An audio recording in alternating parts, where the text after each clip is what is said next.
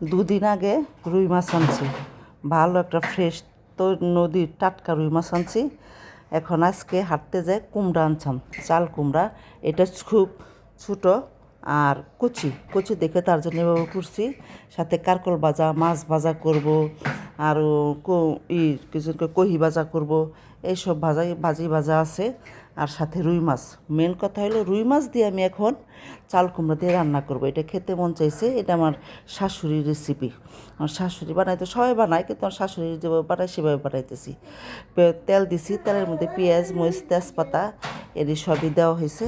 এখন একটু নাড়াচাড়া করা হবে। নাড়াচাড়া আমি বেশিকে রান্না বান্না আর বাসার যত রান্না সব আমার শাশুড়ির রান্নায় আমি রান্না করি, কারণ তার কাছ থেকে আমি রান্না হাতে করি। এখন আদা, রসুন, জিরা আর ছোটো ধনিয়াটা আমি খাই।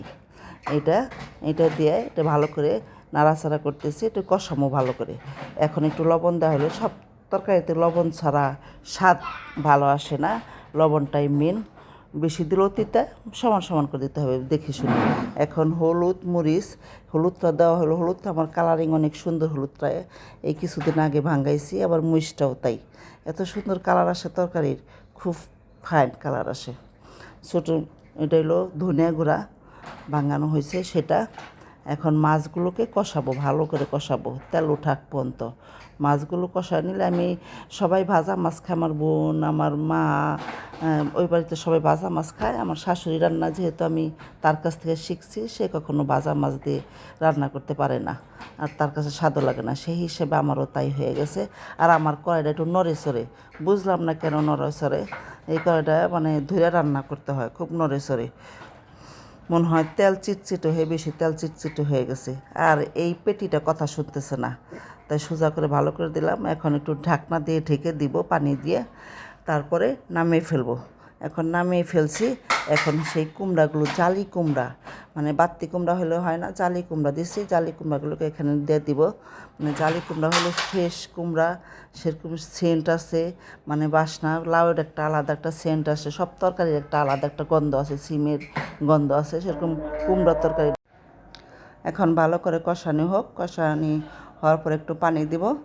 এই যে সুন্দর একটা কষানি হয়েছে, নরম হয়ে গেছে মোমের মতন। কুমড়ার তরকারি এত স্বাদের হয় রুই মাছ দিয়ে রান্না করলে, নরম, মানে নতুন নতুন কুমড়া এখন লাগছে বর্ষাকালে, খুব স্বাদের হয়। তরকারিটা একটু পানি দিয়ে তারপর জিরা ফোড়ন দিব। জিরাটা ফোড়ন না, জিরাটা ভেজে ওটা গুঁড়া করছি, সেটা দিয়ে দিব। আমি তরকারিটা আরও 10 মিনিট রান্না করছি। এখন জিরা ভাজা তারপর গুঁড়া করছি, সেটা দিয়ে দিতেছি। কারণ জিরা ভাজাটা সসপাতার চেয়ে আমার কাছে জিরার ঘ্রাণটা খুব সুন্দর বা ভালো লাগে। এখন খেতে বসেছি দুপুরের পরে। এখন নাতি মানে ডাকতেছে, ওখানে তাকাইতেছে, ওই কাজ করতেছে। কী কাজ করে যত শত আকামের কাজ করে, তার সাথে কথা বলতেছি আর খাইতেছি। এখন আমি মাছ ভাজা করছি, মাছটা তো সুন্দর করে করকরা করে ভাজা করছি, মানে আর তরকারিটা সেই কালার আসছে। আপনারা দেখেন তরকারিটা কেমন কালার আসছে, আমার কাছে খেতে খুব ভালো লাগতেছে।